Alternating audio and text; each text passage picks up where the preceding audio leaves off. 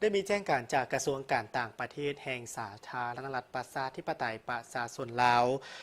คณะผู้แทนขั้นสูงแห่งสาธารณรัฐประชาธิปไตยประชาชนลาวนำโดยพระประธานทองลุนศรีสุฤทธิ์ประธานประเทศแห่งสาธารณรัฐประชาธิปไตยประชาชนลาวจะเดินทางเข้าร่วมพิธีเฉลิมฉลองวันชัยชนะสงครามปกป้องปิตุภูมิครบรอบ81 ปีในวันที่ 9 พฤษภาคม 2026 ที่นครหลวงมอสโกสหพันธ์รัสเซียโดยตอบสนองตามคำเชิญของพันธทานวลาดิเมียร์ปูตินประธานาธิบดีแห่งสหพันธ์รัสเซียพันธทานทองลุนศรีสุฤทธิ์ประธานประเทศแห่งสาธารณรัฐประชาธิปไตยประชาชนลาวจะได้นำพาคณะผู้แทนขั้นสูงของสาธารณรัฐประชาธิปไตยประชาชนลาวเข้าร่วมพิธีเฉลิมฉลอง